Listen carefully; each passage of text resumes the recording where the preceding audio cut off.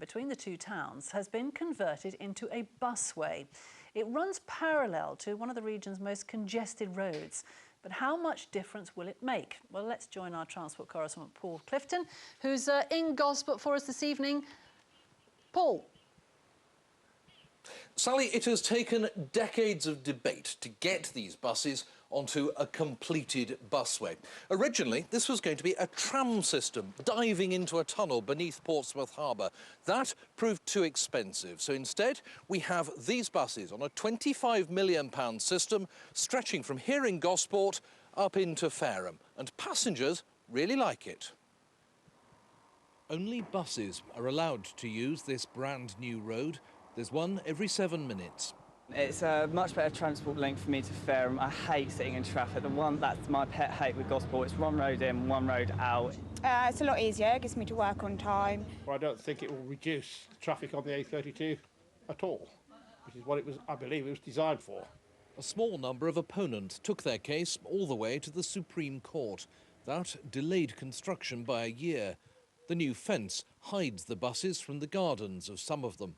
I personally don't think it's going to make a lot of difference, except you've got some very classy buses running on the route.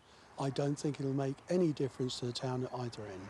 The A32 between Fareham and Gosport is busy. What isn't clear is how much traffic the new buses will remove. We're talking hundreds of thousands of passengers using the service each year, and that in turn, if you think about it, a bus carrying around 50 people can take 50 cars off the road. Compare it with the Cambridge guided busway, which opened last summer. Using 16 miles of disused railway, it is the longest in the world. It has already carried 1 million passengers, but it also cost £180 million. In time, Hampshire plans to spend much more than that. When we roll out to the next phase, and the one after that, and the one after that, over the next 10 years, we will need to spend about £2 billion on South East Hampshire's overall transport integration and infrastructure. And of course, transport is one of those things which you then need to measure over decades.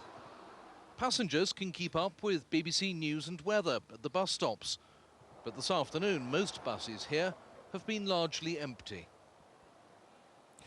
This is part of a bigger planned system. The council owns another mile of disused railway.